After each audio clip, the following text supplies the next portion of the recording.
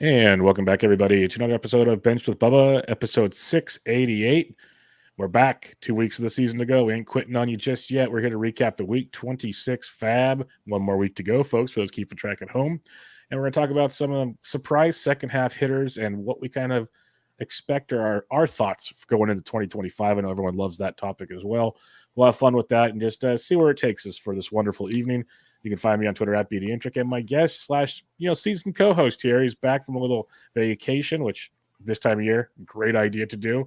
He's wrapping up his first baseball season at sportsethos.com. You can find him on Twitter at BreakingBen_T. Bented, how we doing, my friend?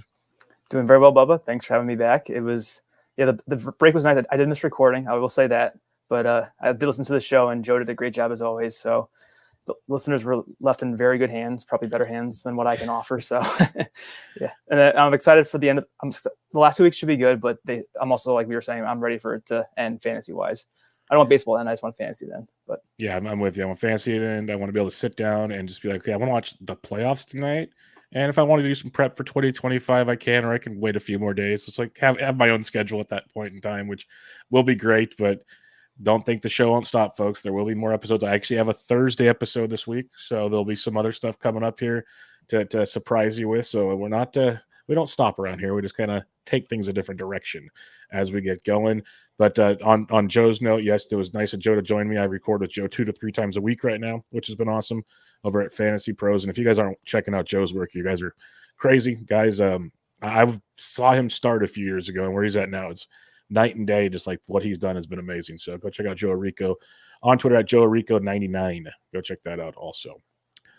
All right, so for this show, we went to Fangraphs. We went to the leaderboards, the hitting leaderboards, looked at from July 19th, basically the start of the second half of the season, sorted it by WRC Plus, and we're just going to talk about some surprise names, maybe go deeper on some than others, and just kind of go through the list and have some fun with that. Then we'll recap your guys' FAAB as usual and tell you what we did for the week as we prep for our final 2 weeks of the season. Starting off this board, shocker, Aaron Judge is at the top with a 229 WRC plus. No discussion needed there. I will say this much, if we want to have like a quick, short jaunt on this. Number 2, I bet you a lot of people would miss if you asked them in a conversation. Like Bobby Witt's third, okay. Shohei Ohtani is not even in the top 10. Maybe it's because he's a hitter and or a pitcher on this, or I don't know. Maybe I'm missing him somewhere, but I don't even see Shohei on the list, which surprised me quite a bit. Number 2, Vladimir Guerrero Jr., 221 WRC plus. Second half of the season, Vlad's hitting 378, been with 14 home runs, 44 runs scored, and 39 RBIs in 51 games. Just for funs, what's your thoughts on Vlad going into 2025? Because the second half's been amazing. I think we all would still hope for more power from Vlad, but I think if we get 350 plus batting average with the production we're getting, that's a heck of a first-round pick. for sure. And so when I first pulled up the page, when you were telling me what you had done for the show, I saw Vlad's K percentage, and I didn't say anything. I was going to, but then we just carried off in a different conversation. But I want to point out, so on the leaderboard of the top 30 that's shown here, he was the only sub 10% strikeout rate batter in the second half, at least at the top 30 based by WRC plus. He has a 9.4% K rate in the second half for Vlad Jr., which is phenomenal. And his walk rate's 12.1, so he's walking more than he's striking out. And just to quickly touch on the year-to-date stats, so I don't know if we actually said it, like I said it outright in the intro to the show, but we're going to try to spin this for 2025 looking forward. And on the year, Vlad has 92 runs, 28 homers, 96 RBI, and a 319 average. That's better than Corey Seager. So I think, or what we were hoping for Corey Seager, and I think they're very similar players. No, they don't run at all. Just different positions, but same power profile, run production, and they're both very good hitters, so we expect high averages. So wherever Corey's been going the last couple seasons, I think Vlad deserves to be there. And in the meatball draft, Jenny Butler took him in the first round, or at the turn at least, and I think that's very deserving. If you're going to hit 100, 30 homers and 300 plus average, I think that's a first round player. So I wish I had more Vlad. I did take him in my OLAX because I thought it was a good value, but other than that, it wasn't really a target of mine, and I missed out on that. But maybe next year. Yeah, I took Vlad in round 2 of my Tout Wars draft because it's OBP league, 460 OBP in the second half, which is ridiculous. I paired him up with Ohtani, who's an OBP machine as well. So that's been nice, but I wish I was more confident in the other leagues with Vlad, like you're saying. It'll be fun next year because between, we've discussed at the meatball draft, Joe and I discussed it last week. Ryan and I have obviously discussed it on Bubba and the Blue. Many other people have discussed it. It's really fun. Like, I know it's one draft. We're going to overreact because there's nothing else to go off of. But it seems like I want to draft in like round pick 10 because you can get just two absolute studs between the first round and your turn pick. Because there's going to be drafts where Vlad goes in the first round. There's going to be drafts where Vlad goes middle of the second. So stuff like that. Like, there's what I'm trying to say. There's probably at least 20 to 22 guys where you can go, I could see them. There's an argument for a first round pick. Like, there really is. And they're not all obviously going to be there. So that makes it very, very interesting. Real quickly, Shohei is on this list, folks. He's just not in the top 30. Ben, have you looked yet? Because I pulled it up. I went to his individual page to make sure I didn't miss something. He's on this. Do you want to just guess what he's done in the second half? I just clicked one page over, so I see him now. Okay, yes. He's still having a good second half, though. It's nothing against Shohei. It's great. It's just, I think we all expected he's always going 50-50. We thought this guy was going to like jump off the map. This WRC plus 142 is like 32nd, 18 homers and 25 steals. But surprising to me, Ben, Shohei's only hitting 244 in the second half of the season. I would have lost. You could have told me over under like 285. I would have taken the over. 244 is a big surprise to me. Well, you know what stands out? It's identical to his BABIP. So I think he's just been unlucky. All the home runs. Yeah, that's right. Yeah, he's taken away 18 at bats with those 18 homers. Probably walking a lot too. I mean, the on base is pretty low for him too. It's only 328, so that's also why it's the WRC plus is lower. It's kind of like a OPS type metric, I believe. But yeah, I mean, he's still having a great second half. Shohei, it's just everyone else has been hotter. Well, 31 other people have been hotter. That is. Yep. Pretty impressive stuff there. So it goes after Vlad's Bobby Witt. That's self-explanatory, and that's even with the cold stretch of late here. Yordan Alvarez is fourth. I think we all know he's very good. Fourth might surprise people. It's still amazing second half. Couldn't get through this list at all, but let alone this early without talking about Lawrence Butler, Ben. Lawrence Butler is fifth on this list. And anybody with a pulse that's followed baseball or fantasy baseball knows how good Lawrence Butler's been in the second half of the year. But dude's hitting 321 with 12 homers and 9 steals over 51 games, primarily leading off for the Oakland Athletics. I know everyone's going to talk about Sacramento for 2025, and there's a lot to be said about that. I actually heard Paul Sporer recently say it favors pitchers in that ballpark, and my only guess is the way they built it with the river going there, that maybe it's kind of like there's a breeze setup going through that system, kind of like Pac-Bell does in San Francisco. I just know if it's 110 degrees, I don't care what setup you have there, the ball's going to fly out of that ballpark. So what's your thoughts, though, when you look at Lawrence Butler? Because he did make it in the first 11 rounds of the Meatball draft. James Anderson took him. I'm a huge Butler fan. Many are. What are your kind of expectations on? Because it feels like one of those players, Ben, that when we talk in, say, December, we're all going to be like, oh, we're not paying for a career year type guy. Right. Yeah, it's guys like Butler that's really hard to gauge where they should be drafted the following season, because some people like to overreact. It's easy to do that because you're like, okay, well, this guy's legit now. He just broke out and he's young and he has all these tools and everything like that. So first thing I did was I went to Butler's StatCast page and a ton of red of which I think we've said throughout the season when he was a hot FAAB pickup. Really, the only cold spots are the plate discipline. So the average, I mean, the K percentage and the walk percentage are pretty not terrible anymore. They're actually more towards league average. So that's a good sign when he hits the ball as hard as he does. So I think he kind of busted out of the platoon issues, if I'm not mistaken.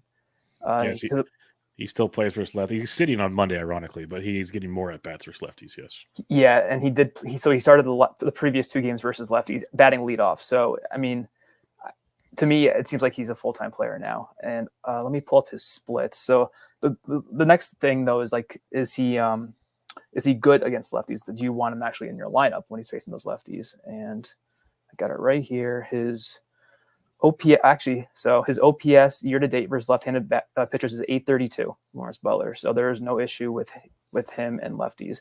Granted, he only has 300 at-bats. Well, he only has 371 total at-bats and 71 versus lefties. So I think earlier in the season, he wasn't really batting versus them. So he needs to catch up with the plate appearances to get a little more sample size, I think. But, I mean, in that short sample size, 71 at-bats, he's done pretty well. So I think where he was drafted, at least in the Meatball draft, wasn't maybe not terrible. It's going to be interesting to see what the projections say for him, just because of the limited track record and how they account for his minor league production. But yeah, I did want to point out, if you ever talked about the A's, about the park factor is probably more favorable for pitching. I wonder if it's just a product of the player pool. I mean, if it's that hot there and True. the elevation's higher, I feel like it would be a hitter's park, but we'll have to wait and see. But I would, even if it is, I mean, he's playing at Oakland Coliseum now, which is a pitcher's park as it is. So Exactly. if you're worried about ballpark, I wouldn't be with Butler going into next season. And the one thing I'll say is, even if it is favored to pitchers, totally fine. The home teams there throughout the career of that ballpark started with the Oakland Athletics, so we have a good track record of not the best talent in the world. And now it's the Giants. Do we see a lot of powerful Giants coming up to the bigs? So it's not like we're throwing the Astros farm system through there or something like that that might skew things as well. And the A's and the Giants farm systems actually had good pitchers. That's just been the reality of the situation. So there is that. Now, again, I'm not saying that's not the way the ballpark shakes out. Probably is. I'm not going to say that, but I just know from literally being at many games there, the ball flies out of that ballpark. It's a very, very real thing. All right. I think we might stick in Oakland, Ben, because after Butler at number 6 is Juan Soto. Self-explanatory. Guy's just a machine. Number 7 is Brent Rooker, who I think we could say is a machine now. He's done it for a couple of years.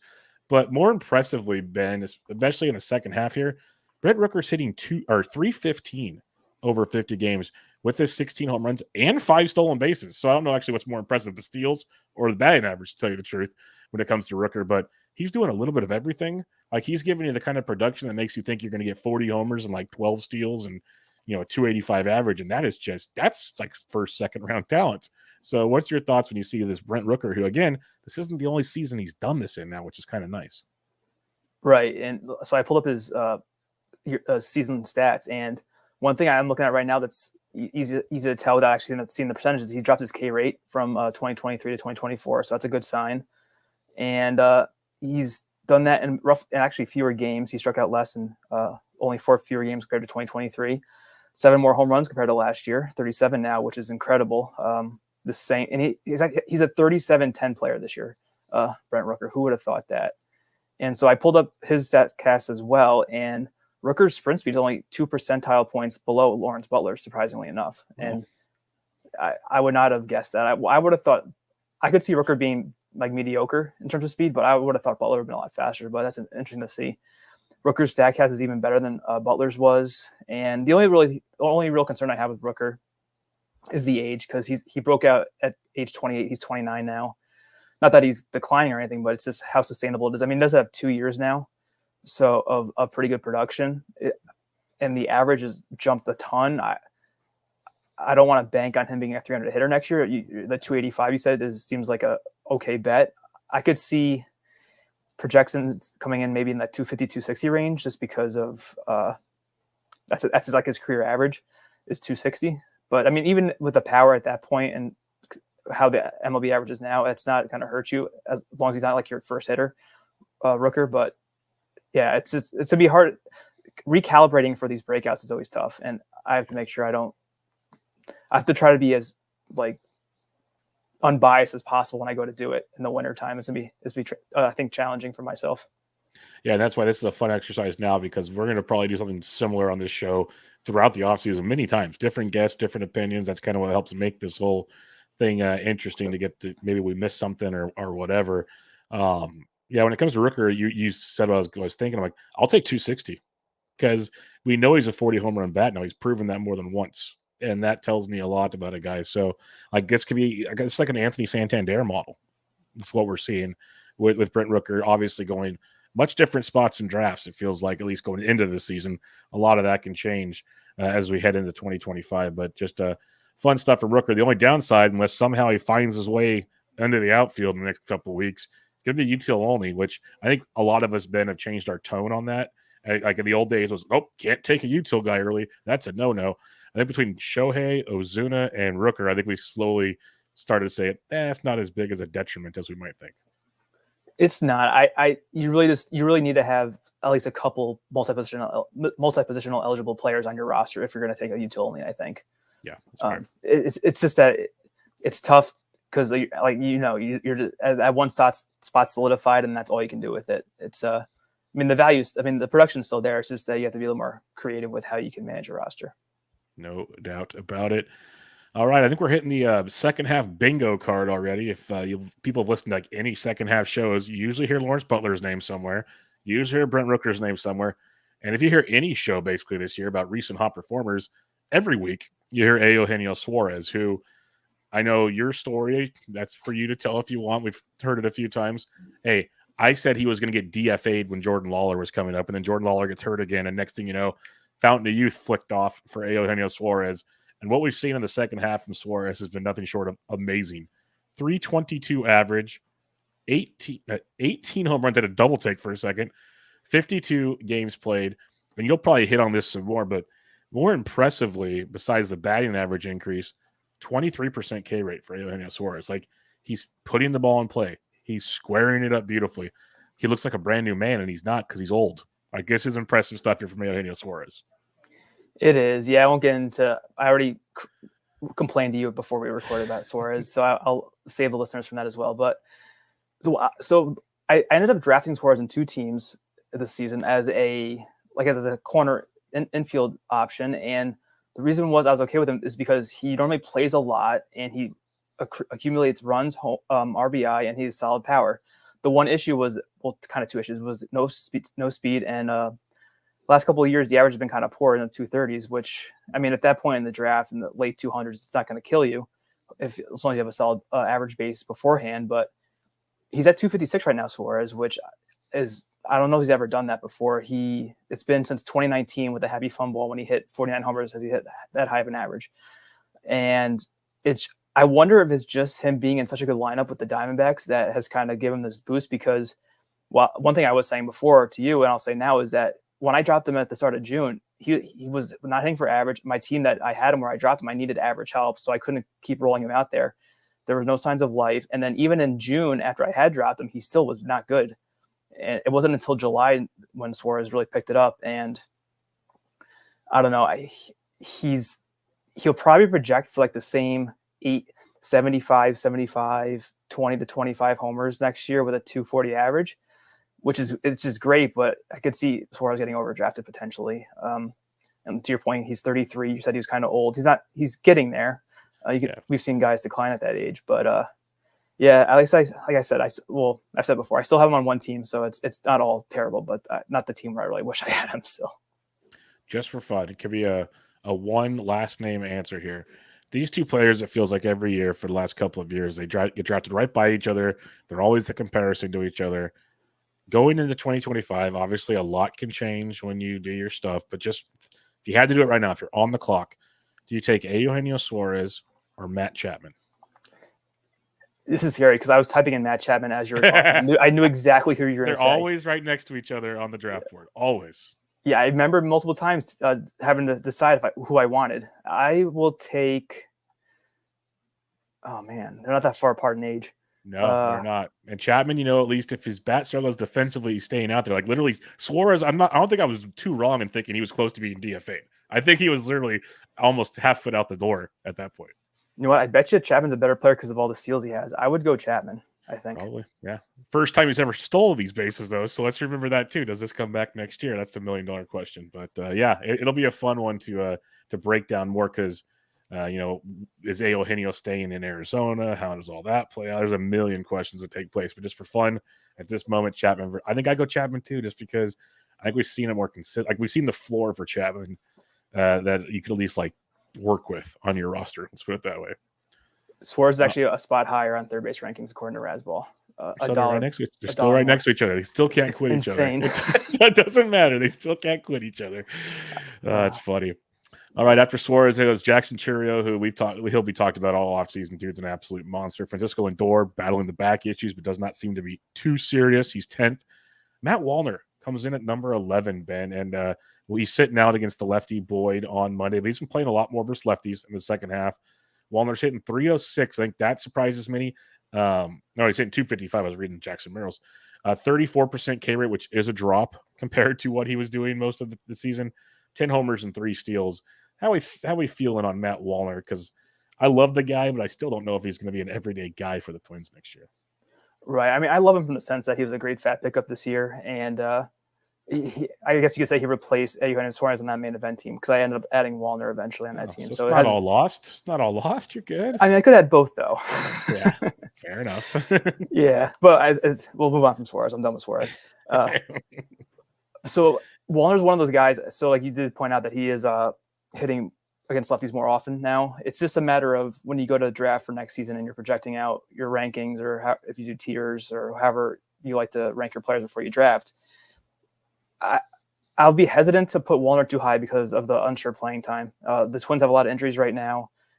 He ended the last year hot, and he didn't really have a spot to start this season, Wallner. So, I mean, there's so much time left. Maybe there's a trade made. Maybe he gets traded away or something happens where a spot is really opened up for him. But until that happens going into next year, I will be hesitant to probably pay the elevated price on Wallner, because with the team where I have him, I have a bunch of left-handed platoon guys, who left-handed batters, that is to say, and and I track my stats. Like I look at my stats each week, and there's a certain at-bat threshold I always try to hit in a weekly format for NFBC, which is 300 at-bats, and I've been more like in the 250s, 260s, and it's the closer you get to 300 at-bats, I feel like in a weekly format or by semi-weekly like NFBC is, the better shot you'll have at being near the top of the hitting standings. And when you keep adding up these platoon bats, it's hard to get that volume that you really need to be a sustainable winning team. And so I'm really it wasn't by design this year. Guys I drafted in the outfield, for example, didn't really pan out. So I said I added the best available players. But I mean, Josh Lowe last year was a great example. I was hesitant to draft him because he was projected to platoon. He was going in the top 100. I didn't really want to have one of my top hitters not be guaranteed full-time playing time. And I could view Wallner in the same light, but I mean, if he's 6 versus lefties, then it's a different story. It doesn't matter how good is he. Like we were looking up before with Butler. But I mean, as a FAAB pickup, he's been great, and I can't really complain otherwise. Yeah, no, I'm with you on that one. That's a good way to look at it, because it's the same way. I don't know if I'll, be going to the draft table going, yep, gonna get me some Wallner. Like I loved him this past year in DCs because you get him like as a 7th outfielder going, okay, I got a potential power bat if he plays, blah, blah, blah. But for a FAAB league, not sure I'm going to be. Well, we'll see. Obviously, ADP will dictate things, but I don't think at this point in time I'll be too invested at right now. 12th is Jackson Merrill. Again, we're going to probably have a whole show dedicated to these young players because it's been pretty impressive to watch. I'm going to sit back and let you give the unbiased Giants opinion here. But Tyler Fitzgerald is 13th, 304 average, 12 homers, 10 steals. Like, dude's going to be 2020 this year if he gets back on the field with his back injury, unfortunately. Looked like he was coasting to 2020. That's like he's close. He's real close. What's your thoughts on Fitzgerald? Because it looks like it's going to be his shortstop job heading into 2025. There's really no reason for it not to be his job. And, man, if he could continue, like this could be the ceiling or there could be another step. He's still young. What are you thinking when you see the production we saw from Tyler Fitzgerald? So I'll say that I think your pick of him was fine, especially as a shortstop where the position drops off. Because I think what he is right now is shortstop Zach Geloff. And Geloff was more injury riddled this year. I think I've said that comparison before. But the 28% K rate in the second half is a little concerning for Fitzgerald. But I think he has excellent batted ball quality data. So that kind of helped mask those issues with the strikeout rate. Well, it's kind of declined a little bit. So his XBA now, Fitzgerald's is 241, xLog 399. So it's kind of cooled off. It's been a quiet 2 to 3 weeks. I'll admit that. Yeah. So, but he's young. Well, he's not young, but it's his first taste of the majors. He still has a 296 average for the season. So, and he's 99th percentile sprint speed. So he can make up for maybe it's like Randy Rosarena, where the stat cast isn't always pretty, but he's athletic enough where he can make up for it. But look what happened to Randy this year. So those guys are always a little risky if you take them early enough. But if Fitzgerald stays in that mid 100s range, like where you got him, I think it's fine. That's where Geloff was going. And if you took Geloff this year, I mean, it hurt with the average, but he still was almost 2020. And I think Fitzgerald's the same profile. So I'll be open to drafting him next year as long as I have a pretty good average base. If my average is a little shaky, I'd probably try to stay away. Yeah, I took him in round 11.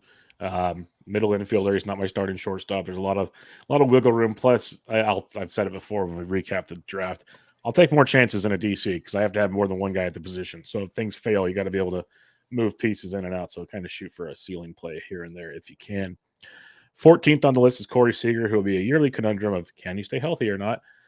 I'm going to ask you about number 15 here, though. It's Gavin Lux. This is a guy that, entering many seasons, there's optimism that he gets hurt or something happens. And this year, there's optimism that, hey, he's healthy, going to get some run.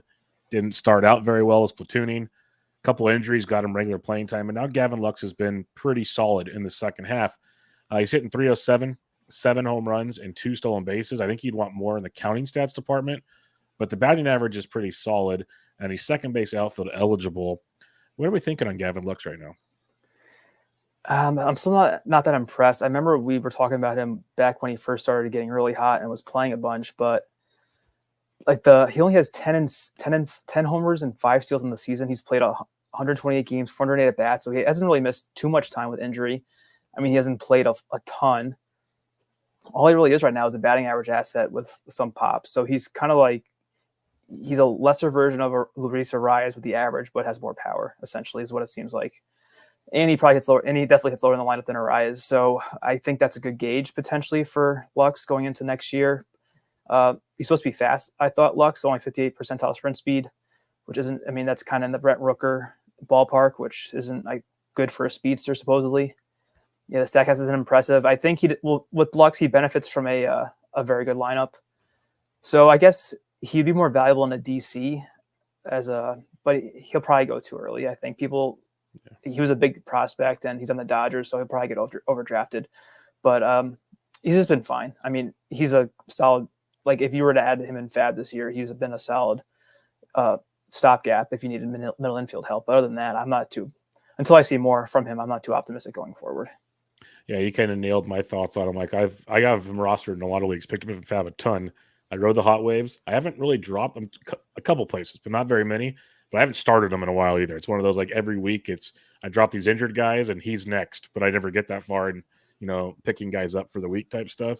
So I'm with you. Like I have not dropped Lux, and it's one of those also. He's not hitting for the power and whatnot, but he's still hitting for average. He still goes out there and he hits like 2 for 4, 1 for 4, then a 3 for like he continues to put up averages. It's all empty. So like he helps me in certain parts of the year. That's why I haven't dropped him, but he's not locked into my lineups by any means right now. And that is as kind of what you were saying about the overall production from Gavin Lux. 16th on this list. Do we want to do a third A? JJ Bleday. That's pretty crazy if you just think about say that statement out loud. If you're sitting in April going 3 of the top 16 WRC plus hitters in the second half of baseball are Oakland Athletics, and technically all outfielders unless you use utility for Rooker. So if you want to use JJ Bleday here, we can, or we can move on. But just want to shout out, dude's hitting 281, 9 homers, 1 steal, hitting second, playing every day for the Oakland Athletics. Yeah, I'll say he's probably the least attractive of the 3 that we've mentioned, but he'll be good for fantasy next year, I'm sure, Bleday. Yep. Just for fun, real quick, Corbin Carroll's 17th. Is he back in the first round for you? Yeah, so I was listening to the RotoWire pod this morning, and Vlad was on instead of Jeff, so Scott and Vlad Sedler, and they were discussing this very same topic. And I think I had said with you that I think it was a listener question. I think Carroll will be a first rounder. I don't know if I will take him in the first round next year. At least in 15 teamers, he'll be a first rounder. But they were debating. It was Duran and Carroll, and I think it's a good comparison. Like they're more speed first than power, but I think Carroll's more.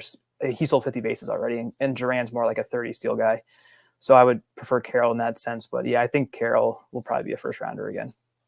Yeah, I'm with you. I think he's creeping in there, especially 2 more good weeks and the postseason coming up. He's got a way to like. If he continues what he's been doing the last month or so, he's been very, very, very good. He'll sway a lot of people to get back. I'm not saying it's wrong either. I'm saying he's doing the little things to get back in the good graces of fantasy managers.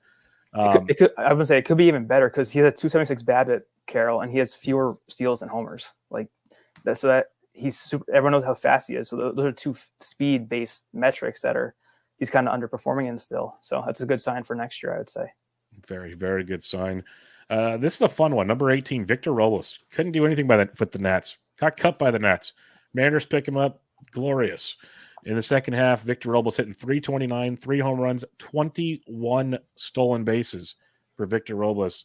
How are we feeling on this? Because this is kind of what we've all, at least many, not all, many of us have wanted from Victor Robles for a long time. Yeah, I've drafted him so many times. I did draft him again this year in a DC. So it's benefited. I've been able to play him in the second half, so it's been nice. But this is fueled a lot by the end of July. So in July as a whole, Robles had a 989 OPS, only 661 in August, but he still stole 8 bases in both months. And he has 8 steals already in September. So yeah, he's just been your classic rabbit. But the back's concerning. I think. Yeah.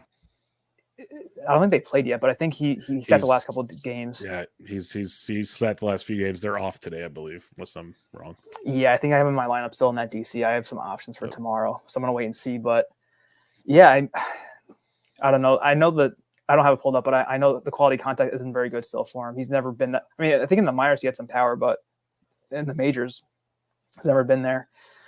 So yeah, he's been a great FAAB pickup. I mean, he's been on the level of I think Xavier Edwards in terms of what they've provided for you. It's just looking forward. It's going to be he's going to be with the Mariners. They did give him that extension, and hopefully the lineup bounces back next year.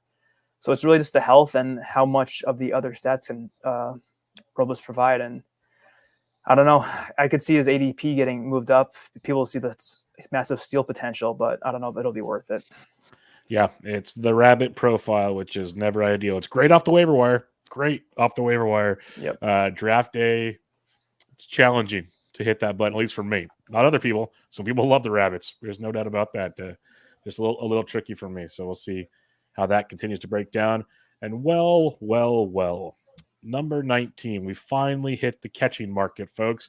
And to the surprise of nobody on this show, the number one catcher in the second half of the season is William Contreras. That is outstanding. We don't have to talk about him. I just want to throw that out there. Number 20 on this list, though, is Masataka Yoshida. And this one's interesting because it seemed like a lost season for the most part with Yoshida, Ben. And now he's back healthy, hitting 322, 6 homers, 1 steal over 49 games. He's pretty much been a DH only, so I'm guessing I'd have to go dig in deeper, but might not even have outfield eligibility next year. The average is great, but the rest of the profile, it's almost like Gavin Lux-esque. So what are your thoughts on what we're seeing with Masataka Yoshida? Yeah, I'll say he has 1 game in the outfield this year, so he will be a utility player. Which is unfortunate because he doesn't have enough power to be that type of player, I don't think. So it's going to be hard to draft him in fantasy next year, I think. But I know he did some damage against my Yankees the other day. It's just, with the util only for him, it's going to be tough because you at least want power out of a player like that. And Yoshida's barrel percentage is 27th percentile, only 5 or 6%. The hard hits 34th percentile. It's just not. It's a tricky profile for fantasy, and I think at least for Roto, I could see him being better in points leagues because he has a high on base and a decent slug. So maybe if you play points, keep your eye on Yoshida. If you're in a Yahoo points league with a couple of utility spots, maybe it's not the worst thing because their default roster setting is 2 utility spots. So he could be in a deep enough league, I guess he could be valuable, Yoshida. But in a normal Roto league, I'd probably stay away. There's not enough power for what you have to sacrifice, I don't think. Yeah, it's kind of sad that we're at. I think he's a really good real life player. It's gonna be tough in fantasy, very tough. I just want to shout out. He's been pretty darn impressive now. He's getting healthy there with the Bo Sox. Soler is 21st, Ozuna 22nd. It's been a quiet year, but a very productive year for Ozuna. Schwarbaum comes in at 23rd. This is impressive, Ben. And I think it's been talked about here. I know Ryan and I have talked about it. It's been a horrible year for Randy Arozarena, but there's been slow improvements in the last month or so. And over the second half, Randy Arozarena is 24th in baseball in WRC plus. He's hitting 257, which I think all of us would take right about now, with 8 homers and 6 steals. So the second half has not been a disaster compared to the first half. So seeing this, Ben, where does this kind of get your mind going into 2025? And let's not forget, the last month in Seattle has not been ideal either. So it's kind of been a smorgasbord of results for the second half of the season, but results nonetheless. Yeah, this one's so tough. So he went in the 7th round, I believe, right, in your draft? I'll look it up right. Yep. 7.32, Ryan Bloomfield. Oh, yeah, I forgot Ryan's the one who took him. Yep. I remember that because he's a very tricky player, I think, for next year, Arozarena. Man, this is why I was always worried about drafting him because the StatCast never looked good. It was always just he was able to put up 2020, maybe 2030 with 80-plus runs and RBIs, and he outperformed his XBA, but I don't know, the ballparks. I mean, Tampa isn't the best either, but Seattle isn't good either. It's a tough one. I mean, unless he falls to maybe post-pick 100, would I take a Arozarena? It's just, and that's where Ryan took him in that range in a 15-teamer. But yeah, it's just been I don't know, look at his month. So it was really just the first 2 months. I mean, in June, he had 291, July, 284, then 225, 255. So he's kind of been back to old Randy, I guess. It's just those 2 months were scary, but yeah, it's a tough one. Yeah, I think the more I look at his numbers, like some of the stuff you mentioned right there, and I'll dig in. I think he's where Ryan got him in round 7 is pretty sweet. I think he's gonna get a couple round boost there. But I've also been a Randy homer through and through for a long, long time. So remember, everybody, when you hear that, take that with whatever grain of salt you need, because I try to keep my biases out of it. But there's only so much you can do with certain players. So. Like you'll know if this show's ever done by AI, they'll be talking about William Contreras, Randy Rosarena, and some others. That'll be your key tip-off point. So you can dodge at that point. After Randy, Josh Bell comes in at 25. Now it's kind of slowed down a bit, but he did have a good, end to Miami, start in Arizona. I want to shout out Willie Adames, 26th on the board here, 17 homers, 6 steals. Machado's 27th. Our second catcher, Yainer Diaz, is 28th. Let's talk Jazz Chisholm for a minute here. I know he's a popular name, so probably not the most shocking development, but in the second half, Ben, and a lot of this has been with your boys, he's hitting 290 with 10 homers and 18 steals. Like, this is ridiculous. We've always said if he could play a full season, the numbers will be awesome with Jazz. He's going to be in the Bronx. He seems next year, he loves it. I heard the thing when Judge hit the walk-off, he looked at Aaron Boone and said something like, this is really cool or something. Like, he's just living it up and loving everything about it, which is one reason I've always loved Jazz to begin with. He's just having fun playing baseball. But what's your thoughts on Jazz going to 2025? Because we're seeing the closest thing to a full season we've gotten from Jazz Chisholm. Yeah, and I'll try not to be biased either, but I'll be in on drafting him next year, I think, because I know Mike Mayers want to draft him in the DC, and Jazz is 22-36 right now. That's a monster stat line. That's on par with Duran's numbers, but with fewer RBI and fewer runs. But I mean, in terms of power and speed, he's Duran, and the average is also lower too. I'm sure it's more like 260 on the year. If where I'm looking right now has the two teams split up. But so the one thing with Jazz where I was always hesitant was the health. So he played 60 games 2022, 97 in 2023.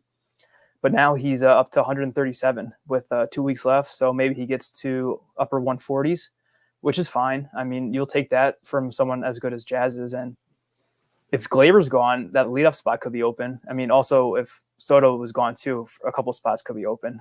Hopefully Soto stays, but that'll impact, I think, Jazz's outlook a lot next year is how the lineup looks for the Yankees, where he's projected to hit. And I mean, the ballpark's going to help him. Like the short porch is going to be great for his power numbers. And he has 14 steals in 36 games with the Yankees. So they're not going to put the green light on him. They don't have anyone who really steals besides Volpe. So that's why they're low in steal totals. And I think Jazz will be fine next year as long as he stays healthy. And I'll be fine. I forget where Mike took him, but I'm sure it was probably a solid price that I would be in on. Let me find it for you because I know he took him with he got him late round 4, so it was round 4 pick 15, 14, 11th pick in round 4. He's outfield only now, but he's going to get third base as well, so that's pretty good. Yeah, it's a bit. I keep forgetting about that. He's let's see what his game totals are because I think he plays there every day still. I think he should have got it already. Oh yeah, he has a ton. He has 35 games. Yeah. It's not a question.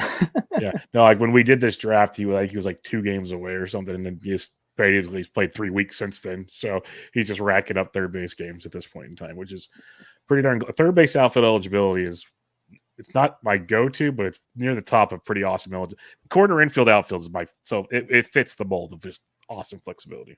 Yep. They can't all be Luis Rengifo. That's the only thing. I do want to mention, you mentioned Gleyber Torres. He's not on this list, but I just want to shout him out because I looked into him for the First Pitch podcast on the one that came out on Monday as he got another hit. But Gleyber's hit safely in 23 of his last 25 games, which I think would shock a lot of people.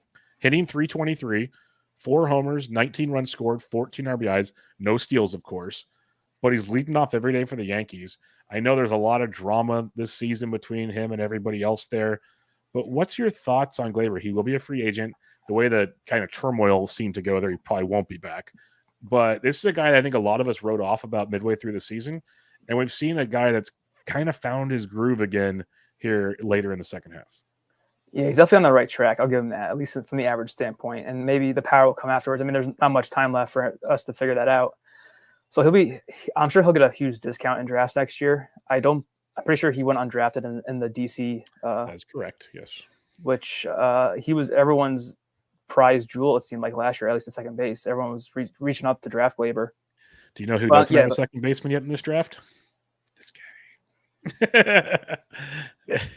You don't have first base either, right? That was the big one that everyone made a fuss about, was first base, right? First base is what I need badly, yes. So you can take Goldschmidt and Glaber, then you're set.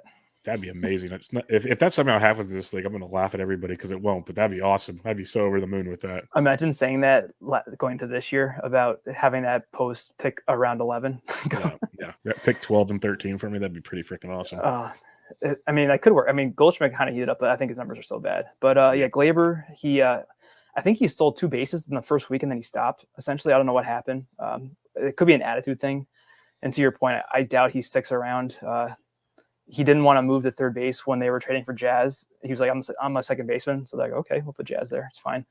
And he just really hasn't shown them a lot to make them want to sign him back. I think, I don't know. He went from a 25-10 guy to now 14-4 and basically a full year of plate appearances. So and the underlying numbers don't back up that he's been unlucky. It's just, for whatever reason, he just hasn't really played like we were hoping Glaber could play. And there were doubts after I think 2021, he kind of struggled and he came back pretty good in 2022, and 2023 was even better.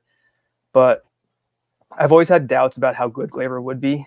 Like, everyone loved the 38 homer year with the Happy Fun Ball in 19, but he, I don't know, like I always knew he was good, but he kind of overrated, and now it's kind of happening this year. So I don't know. We'll see.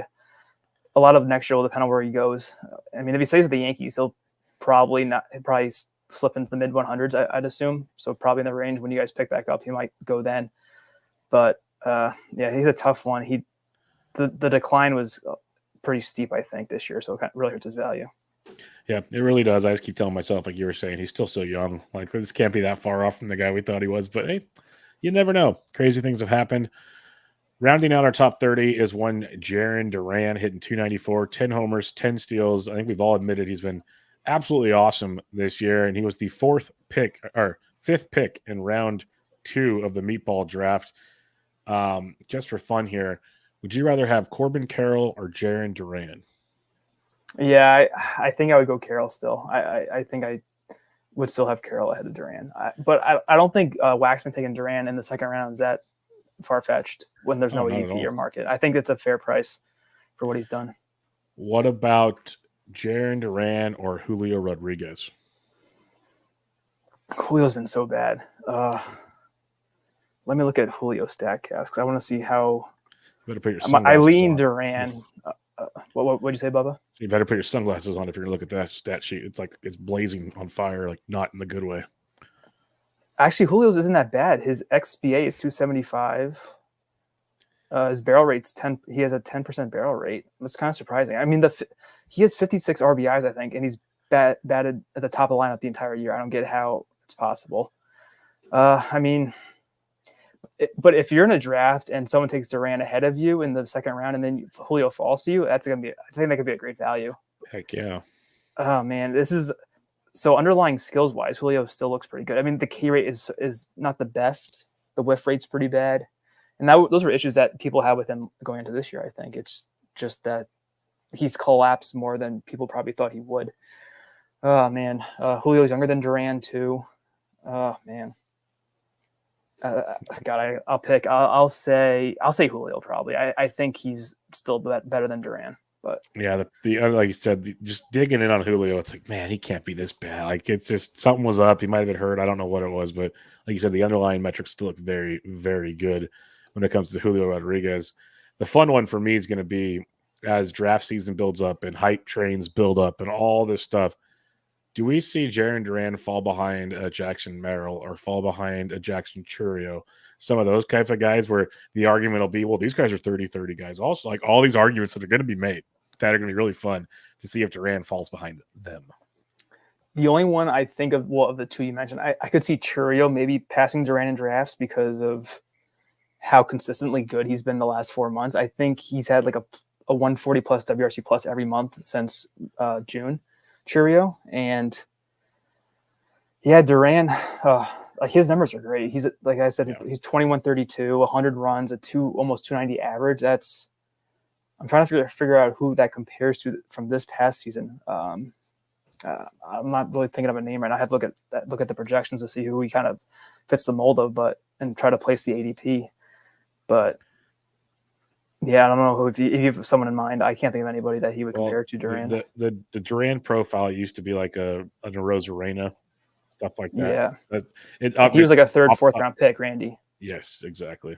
So I think Duran's better than them for sure, but I also didn't think I'd see Randy take that kind of fall from grace either when we discussed this last year. So but then Riley collapsed. Ozzie got hurt this year. All the Devers has had shoulder issues. So all those guys in between that are in the second round of a 15-teamer kind of had pretty crappy seasons. So I think that's why Duran moved up for Waxman. Yeah. I mean, I can't fault him for that pick. It's just, oh, no, I like the pick. Yeah, I'm not faulting it either. I'm just kind of curious where the dust settles on that after the hype trains can get built up in the offseason. That's one of the kind of perks of drafting early is the hype trains haven't started yet. So we're just going kind of off of what we know.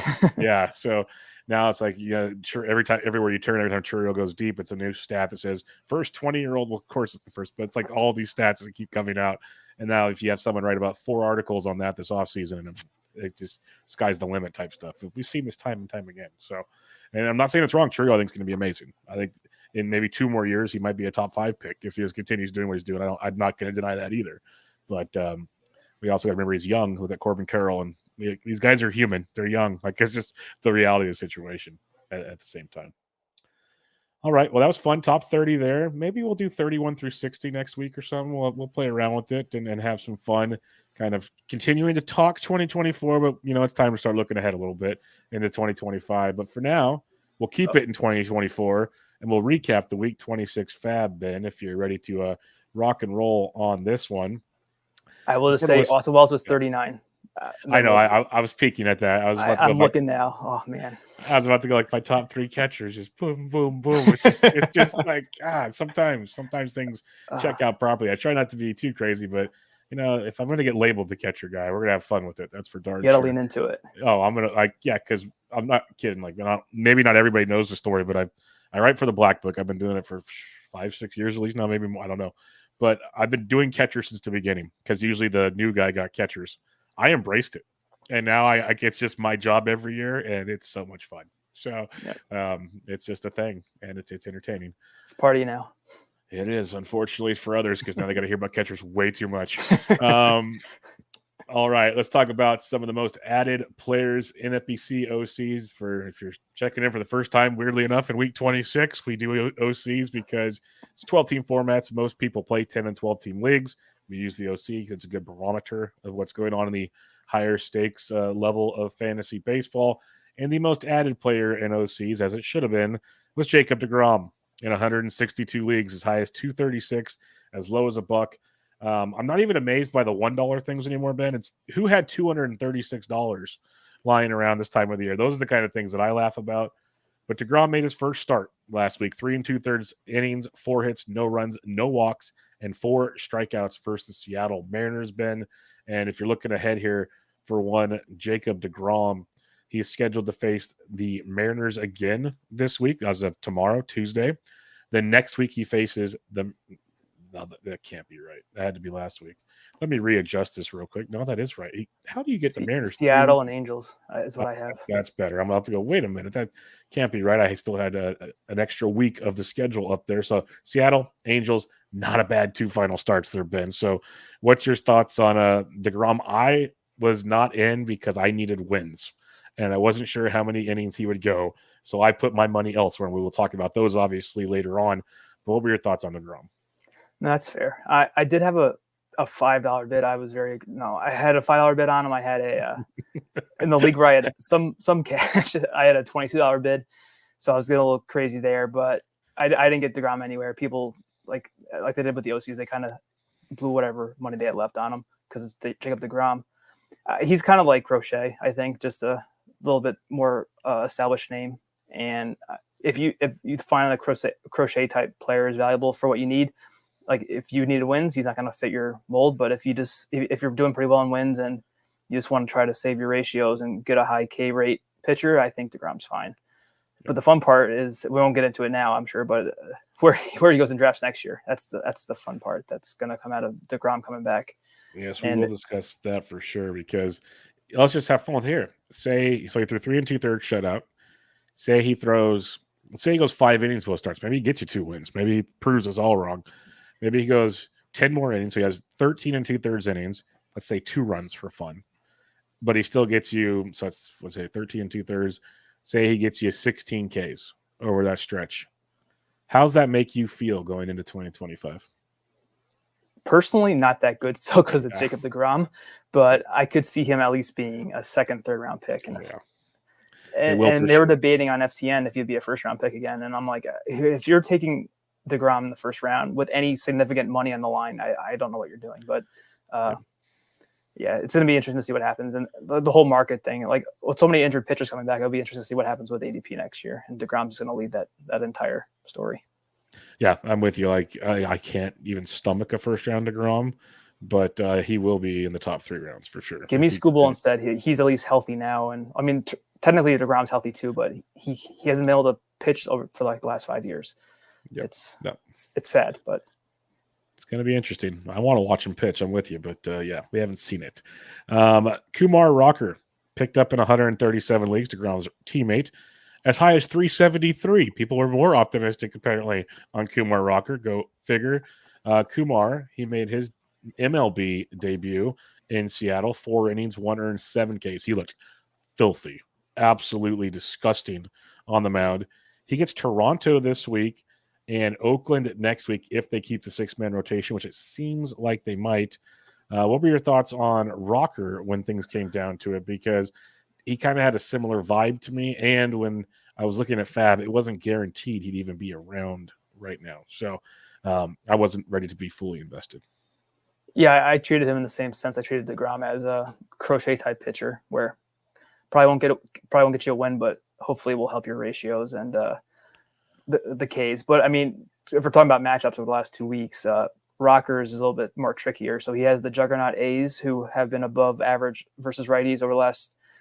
I think I ran this for the 30 days when I ran the rest of the season for the schedule workbook that I have, and then the Blue Jays have been as hot as anybody. They have a 130 WRC plus versus righties over the same period. So a little trickier matchups for Rocker, but I didn't actually see him pitch, but the numbers look pretty good. So I was fine with having him near the top of my bid list. Yep. No, I liked me some Rocker. Again, like we'll get into our ads and drops. I needed more guaranteed chances at wins. Nothing's guaranteed, but you know what I'm trying to say in that regard. So yeah, that's where I was at when it came to Kumar Rocker. Next up, the third most added player on this week's FAAB, Tylor Megill of the New York Mets, picked up in 114 leagues. This is almost like 5 degrees of Kevin Bacon. They're all former Mets or a Met. Picked up in 114 leagues, as high as 28, as low as $1. Since Megill rejoined the rotation when Blackburn went out, he's made 3 starts, 4 in runs over 15 1/3 innings with 18 strikeouts, kind of showing the stuff we love there from Megill. And when you look at the schedule this week, he's scheduled for 2 starts, Washington and Philadelphia, but I'm not completely sold. Like this is weird, Ben, because they have him as a locked in this weekend, but then there's rumors Blackburn comes back Sunday. So it's a big what to do on this one with Tylor Megill. So I know he was added for the 2-step viability. What are your thoughts on it? I mean, if he got pushed from the Sunday start, I'd honestly be more interested in Megill. I did not bid on him anywhere because, well, I don't know if he was available for me actually, but I was kind of confused when people were saying, I think I had the sleeper in the bus down and they were going over the 2-star starters from the weekend. They recorded it, and they were both, I think Justin and Paul were both on the Megill bandwagon. And I'm like, really? He's been so bad. Like, haven't we done this before? But then the last 3 starts have been pretty good for Megill. So I get why people maybe are getting back in, but with the Philly start, I did not want to add Megill. I think they could crush him. But to your point, though, if he only makes the Washington start, but they have been really good too. Like they have Cruz, they have Wood, Luis Garcia. I think Abrams has been hurt, but they haven't been a pushover the Nationals. So not the easiest 2-step if Megill makes it. So I wasn't as interested in adding him. I really am trying to worry about the ratios, but I think he may have already been added anyway, like I said. So I didn't really think about it too hard. I did get some McGills. We will talk about that in a bit. Oh. Reid Detmers was added in 74 leagues, high as 303. What? As low as $1 for Reid Detmers. He's made 2 starts since returning from the minor leagues, 6 innings in each start, 2 earned runs in each start, total of 18 Ks over 12 innings pitched. Detmers gets the White Sox and the Astros this week with a potential matchup versus Texas in the final week of the season. I liked Detmers this week. I know the Houston start is terrifying. I'm not neglecting that. But what were your thoughts on the Reid Detmers pickup this week? I was definitely more okay with Detmers than Megill. He had already been gone, Detmers, in the 15s when he first got called back up to the majors. But in terms of the matchup, of course, the White Sox have been horrible, especially versus lefties lately. And the Astros have only been a little bit above league average. So, I mean, for the White Sox start alone, you got to take that chance on Detmers this week. And he's probably going to suck everybody else back into next year again. It seems like with if he ends strongly here, he shut out the Dodgers in that one start when he came back. So that was surprising. And he's pitched well against the Twins too. So maybe he's back. We'll have to wait and see. Yes, he feels, and I took the bait. Don't get me wrong, but it feels like this is going to be one of those weeks where White Sox destroy him, then he goes and dominates the Astros, and we're all going to be like, "What the f is going on here?" That's kind of what it feels like with Detmers. Jasson Dominguez picked up in 62 leagues, as high as 103, as low as $1. The Martian got called up on Monday, so now everyone's going to the wire to get him. Since being called up, he's played in 5 games, 3 total hits, 3 singles, 2 stolen bases. Overall, kind of a quiet week of baseball after crushing things in AAA. You've probably watched more of it than I have, that's for sure. What's your thoughts on Jasson Dominguez, and is this a fantasy viable player the rest of the way? It's tricky with Dominguez, so they're still not committing to him full time. He sat on Friday and last Wednesday, so once versus lefty, one versus righty, and he's a switch hitter. So they're still trying to get Verdugo into the lineup somewhat regularly. Verdugo's started 3 of the last 5, and Dominguez has started 3 of the last 5, and they've mixed out Stanton in that time as well. So this is like the issues with Dominguez not getting called up are still there for his playing time, and I think he really needs to get full-time plate appearances to really get going, and there's only 2 weeks left, in less than 2 weeks now. So I had bids in for Dominguez where he was available. I think there's a couple leagues, maybe one, but I didn't have a lot of FAAB for him, and I didn't really prioritize him too highly because he hasn't been playing every day. And to your point, he hasn't really done much since he got called back up. But I mean, in terms of next year, though, I'll be all in on Dominguez. I think he's a stud. So it's just I don't know how helpful he'll be down the stretch here. Yeah, no, I'm a big Dominguez fan going forward. I got him in 1 league coming up here. We'll talk about. I got him just minimum type bid, nothing crazy. Didn't go nuts for him. It just landed that way because OCs are fun. But yeah, I don't even think I'm starting him right now this week because I had other outfield options. I was kind of, well, again, I'll say my strategy when we talk about it, but some moves I was making kind of foreshadowing for next week type scenarios. All right, Albert Suarez, we're doing it again, Ben. Picked up in 60 leagues, as high as 125, as low as $1. And the worst part is it is a juicy 2-step. Giants and the Tigers. Now, given Tigers aren't a pushover, Giants will surprise you once or twice a week type scenario. But man, there are better 2-steps, but not many, Ben. So what are your thoughts here? Because I know I'm back at the table. Okay, I was going to ask you that. He's going to be the death of me, Suarez. Definitely I rolled him out too. I just hope that it goes well. He's due to do well against a bad opponent. Yeah, one of these days, right? One of these days. Yeah, he can dominate everybody else, but then get crushed by the White Sox. It's awesome. But yeah, so just wanted to bring that up. Next up, though, I'm kind of curious to get your thoughts here as a Yankees guy. Luke Weaver picked up in 56 leagues, as high as $100, as low as $1. Chapman was available on about 40% of OCs and a few other closer options, but it seems of late, 2 of the last 4 outings for Weaver, he's picked up saves. He's getting a lot of strikeouts. I've watched like one of his innings on TV, and all of a sudden he can throw hard and all these things because he's out of the bullpen. Like he looks like a whole different guy. I like double take looking at the mound. So what are your thoughts on this one? Because I know Clay Holmes is still lurking. Boone says it's up for grabs, but Weaver looks to be pretty darn good back there. Yeah, he's basically been the bridge guy to Holmes all season long, which is, I guess, kind of sad and also impressive too at the same time that Luke Weaver's been the second most reliable reliever in the Yankees bullpen all year. But there was actually a point, I think I was Lucas Beery about Weaver early on in the year as a potential ad for one of those like long relievers just to throw at the back of your lineup in case you have bad matchups. because he was getting there was a couple weeks he had like 6 strikeouts in a week and great ratios. On the year, he almost had 100 strikeouts, Weaver, which is awesome for a reliever. And so I don't know if he'll get every save chance the last 2 weeks here. I'm not saying Holmes will get it back, but Weaver's last save was 2 innings. So that's not really the usage of a closer in my mind. It's more just, okay, he came in for the 8th inning. I mean, Canley's kind of been shaky lately, and Holmes has been okay since he's lost the job. But I mean, Weaver's probably good for another save, maybe 2. It's just if you're desperate enough, like if you're chasing an overall or something, or you're really tight in saves in your standings, and I get adding Weaver. Just he's not the guy by any means. It's just that he's probably the best option going forward. But who knows how many saves he'll get. Okay, so that's kind of how I was seeing. Like, I loved what I saw from Luke Weaver, but in my leagues, again, we will discuss shortly, I was needing wins and strikeouts. Like, I did not want. I have a couple leagues that no closers in right now, folks. Like, it's straight on. Let's grip it and rip it, and if ratios be damned type situation. That's where we're going to try to get a few more points and move up the standings the last 2 weeks. So I wasn't in on Weaver, but like I wanted to get your thoughts because what I saw, again, I only saw one outing, but my God. Like, this is the guy I always stack against religiously in DFS. When I saw him take the mound, that looked like a brand new man. And I know we've heard the stories time and time again that, a guy goes to the bullpen, he can throw hard, he can do these different things and throw 2 pitches or whatever. And man, he looked good, like really good. So I was just kind of curious if it was just one outing that I saw or if this was more of a thing. So you think it's actually a thing. So that's good to hear. He's been much better in the bullpen for sure. Good. Other than that, like Hunter Goodman obviously had a big game last week, goes to Coors. He's playing a lot with Elias Diaz gone. Trevor Story, they remedied that when he's 50% available last week, got added in 52 more leagues. Jordan Wicks has a 2-step, even though he got lit up, people added him. Yu Darvish getting some love. Tenna, Tommy Pham.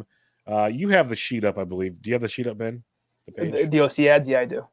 Is there anybody else that stands out? Because a lot of these are more just kind of like fill in the blank spots, but does anybody stand out to you that you would like to discuss on this list? Because I know Pavin Smith is down here. He's been playing great. Yep. I talked about him a lot on our show on Thursday.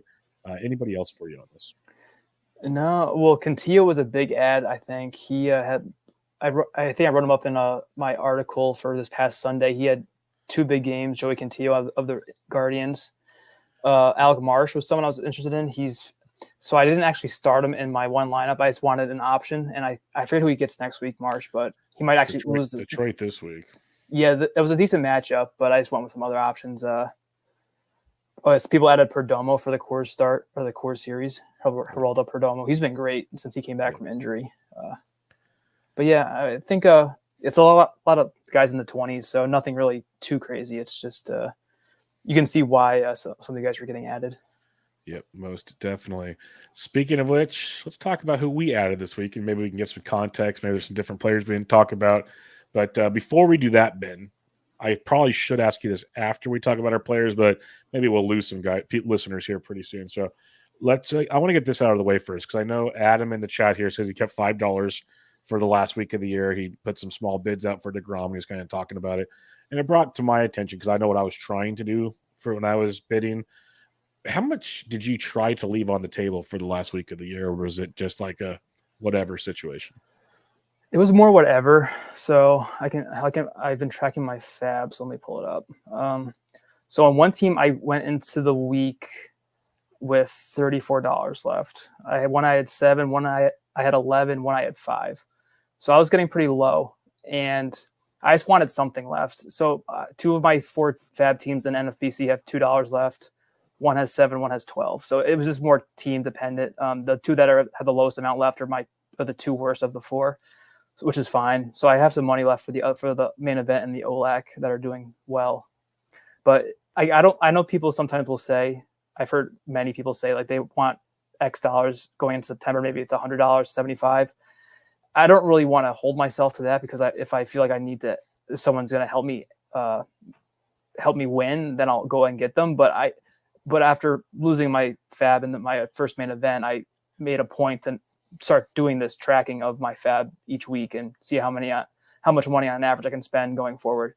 But whatever, as long as you have a couple dollars, you still can make $1 ads. So it's just having some left. I don't think having a certain amount is really necessary.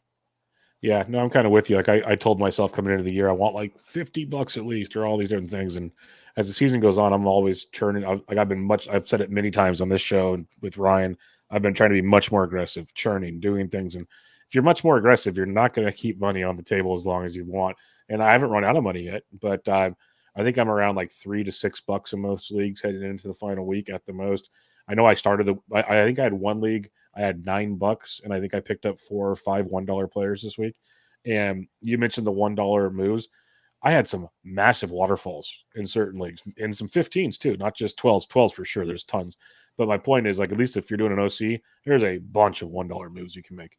And then I put $2 up for a couple of guys we'll talk about. If like it's a 2-step pitcher I really wanted, I put $2 to see if it would work, stuff like that. But you can make it work. I know, like I've heard what you've heard also. It's like I want $100 or I want 40 or $50 for the final couple of weeks. And yeah, that works if there's this one guy you have to have. Like if you had to have Jacob deGrom, okay, that'd have been cool to have that money, sure. I didn't see anybody I had to have. Now, it's a year-to-year basis. That can change, but I think you can survive. So that's why I was just kind of curious to what you went with here. So speaking of that, what were your FAAB pickups of the week? Okay, I'll get rid of. So the one main event, there was nothing really of note. Right. Wait, real quick. How are we doing in the main event? So that one main event is still in first place in the league. The overall isn't a possibility, but it's been brutal. I think Mark Sultan who's been behind me, and he's been giving me anxiety for the past like 4 weeks. It's tough. It's got a 4-point lead or 3.5-point lead going into the start of the week. So it's hanging on. But it has Lindor, so it's trying to fight off these injuries. Gotcha. Okay. Well, we'll see what happens. I'll go into detail with that one when we get to those FAAB ads. All right. What do you got then? All right. Yeah. So the one main I'll skip. It was only 2 ads that were basically irrelevant. This one main is out of it, but I'll quickly say who I added. I added Wilyer Abreu. He was dropped Michael Garcia $2 to 1. I added Chris Flexen. I think he has a decent matchup next week. I dropped Samuel Aldeguerri, who I actually kind of liked for the last week of the year, but he's hurt now with the blister. $1 no backup. Hunter Goodman dropped Nick Fortes $1 backup, and then I added Adrian Del Castillo, dropped Miguel Amaya $1 no backup.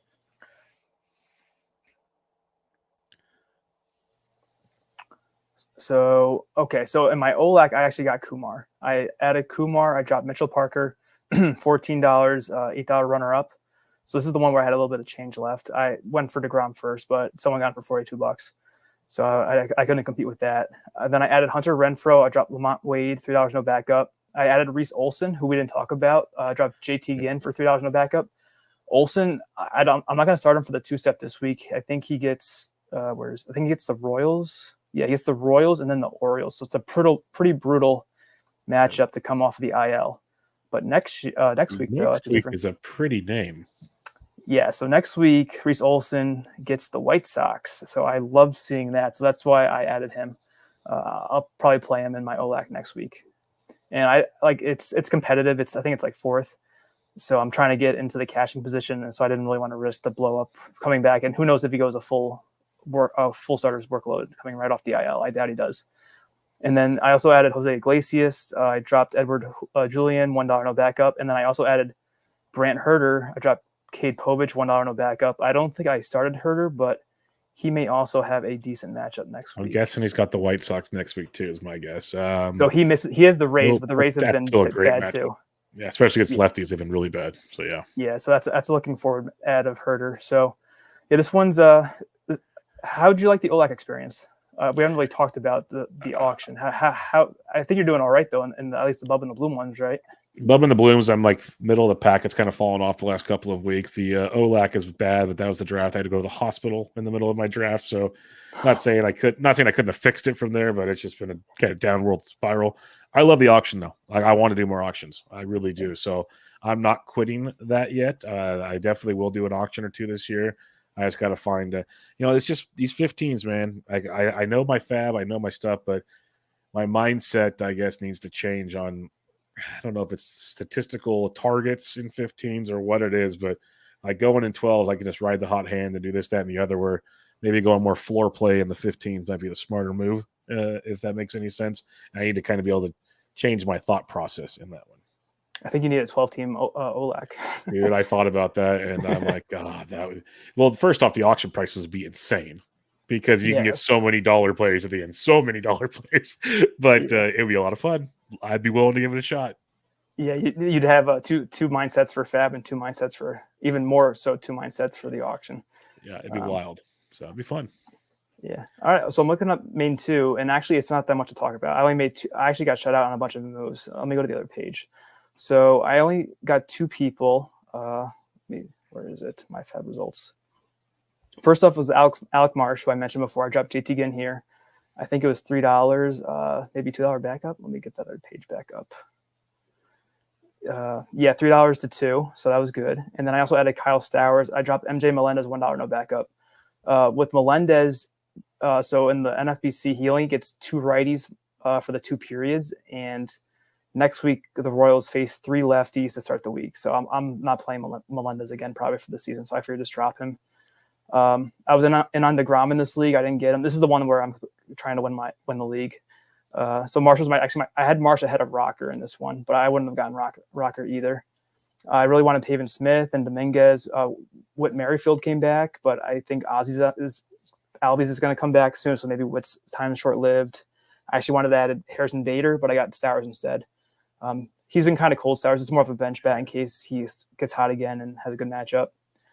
And then I tried to add Hunter Goodman as well, but I only had $1 that I could allocate for him. I didn't get him. But yeah, so just the 2 ads there. And I'd already been stacking up for my pitchers for the last weeks. So I already had Canning and Davis Martin. I didn't start Canning though. I had some better options based on how I was looking at who to start for this week. And I felt like Canning was a little risky. I went with Crochet over Canning, for example, because I whips a stat that's pretty close for me. So we'll see what happens.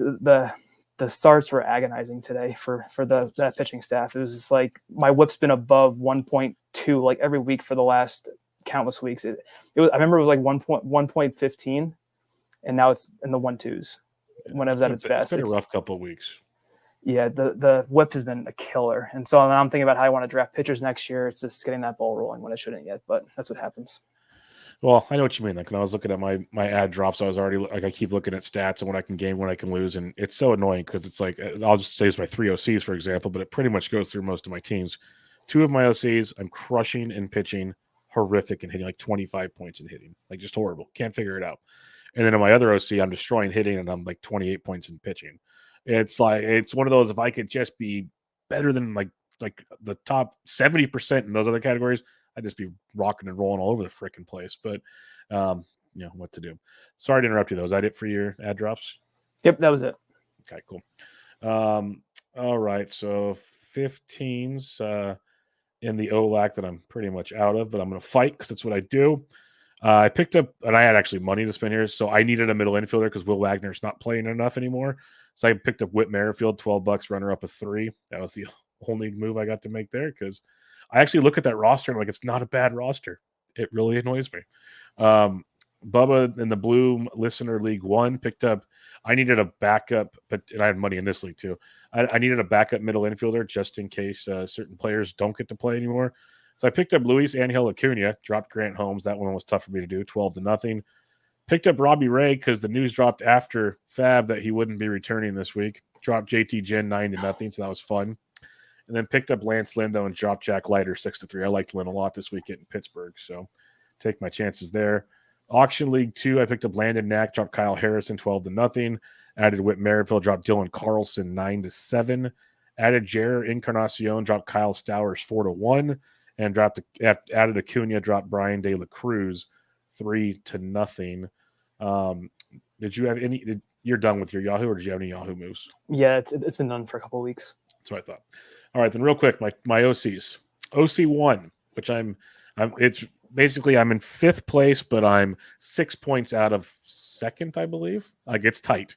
Moves can be made. So I added Carlos Santana, dropped Mr. Big Christmas himself, Noel, 3-0. Santana's been amazing. And then this is a bunch of dollar moves. Get ready for it here. Added Garrett Mitchell. They get 6 righties this week. Mitchell starting versus righties and pitching great and hitting great for the Brew Crew. Dropped Mickey Moniak 1, runner up 0. Added Jasson Dominguez. Dropped Andres Chaparro. He's hitting for no average, but if you need power, he was good. Didn't need that. 1-0. Dominguez as a depth piece. Added Albert Suarez. Dropped Ronaldo Lopez, $1. Runner-up of $1. Remember I said I'm fifth? Somebody in the top 4 wanted Ronaldo, and I stopped them. So Nice. that better work in my favor. That better work in my favor. For both of us. Yeah, I hope yes. so. Like that was like the bigger, like, okay, I'm 6 points out. I think I can gain 3 points in wins, like 2 points in like strike. Like literally, it's like there's a world where gaining points works in this weird brain of mine. Isn't it wild how close the stats can be this late in the season? Yes. It blows my mind. As half my frustration is that it's so close, like at this point. It's like one start here, one start. It's just such stupid little things. But yeah, it's rough. I added Tylor Megill, dropped Patrick Corbin 1-0. Added Landon Knack, dropped JP Sears 1-0. Knack has a good matchup versus Miami, I believe, this week. So as you can tell, pitching for the most part there. OC2. This is one where I got a bunch of good hitting going on. So I got one hitter and a bunch of pitchers. I made 4 moves, all $1 with no runner-up bids. I added Ty France, dropped Big Christmas. France has been hitting great, plus gets 6 games in Great American this week. Seemed like a no-brainer to me. Added Tylor Megill, dropped Osvaldo Bido, that was a whole disaster in itself. $1, no runner-up. I added our boy, Griffin Canning, dropped Cade Povich, $1, no runner-up. It's back-to-back White Sox starts to finish the season. If he has 2 bad starts, I swear to God, I'm going to be furious. And then I added Lance Lynn and dropped Patrick Corbin 1-0. So a bunch of dollar bids this time of the year, which is always fun. And then in my final league, OC3, which my pitching, this is another one where a couple wins and strikeouts could boost me up as well. I added Matthew Boyd, dropped Big Christmas 2-0. Boyd only went 3 innings on Monday, so that was fun. Added Yu Darvish, dropped Luis Castillo 2-0. Added Albert Suarez, dropped JP Sears 2-0. This is that league all season, Ben, where there's been like horrific bidding, like no runner-up bids at all. I could have like $700 probably still in this league with all the moves I've made. I made 3 moves, and then someone else in this league made 2 moves. They got Yamamoto for $2 with no runner-up, and Porter Hodge for $1 with no runner-up. Those were the 5 total moves this week with no runner-up bids, and it was 5 pitchers. So that OC has just been a joke all season long. And part of it, I'll give them this much. It's like, I think it's 2 teams that have just run away with the top 2 spots. And then I have pride. So I'm just fighting to get as high as I can. Or I think at least half the league just said, I'm out. So it doesn't help the cause, but that's kind of where we are on this one. It helps those 2 teams out, though. It's kind of skews the whole competitiveness of the league. And see, like my first thought when I was going through them, wow, if these guys are running away with the league so much, they should be high in the overall. No, they're like 140th or something because the league as a whole is weak. It's just like it's a weird dynamic all around. So yeah, it's a bummer to say the least. All right, we got a listener question here in the chat. Adam has a question. He's been a great listener all season long. Going into 2025, deGrom, who's at least back for now, or Tyler Glasnow, who was they announced out for the rest of the year and then went MIA, just took off. And the Dodgers don't know where, apparently. So deGrom or Glasnow next year? Easily deGrom for me because he is actually fixed. Glasnow has the elbow issue and did not know that he went like unaccounted for somewhere. Well, they came to like the day that they announced he's out for the year, the team came in and his locker was cleared out, his nameplate was gone, and he was just gone. And I have a hunch they know where he is, but Dave Roberts said, I don't know what's going on. Like that was the answer when they first asked him. He's like, I have no idea. I don't know. Yeah, that's interesting. He was always kind of different Glasnow, I think, but that's kind of the way I saw it. I'm like, he probably said, you know what, my season's over. I'm out. See ya. Yeah. Well, I mean, before this year, last year, Glasnow never hit 100 innings. So, but now he's hurt though, and deGrom's apparently is supposedly not hurt. deGrom should be fine now, so I would take deGrom going into next year. At this point in time, I completely agree. I completely agree with you because until we know Glasnow is actually healthy, I will not be drafting Tyler Glasnow. That's just the reality of the situation. All right, Ben. Well, that'll wrap us up. Another episode in the books. We'll recap the final week in FAAB next week. Probably talk some more hitters, or we'll figure something out to discuss for the final week of the baseball season. But final thoughts for the listeners as it's crunch time. It's probably past crunch time about now, but it's the nitty gritty. Yeah, only one FAAB week left. Only so much more you can do.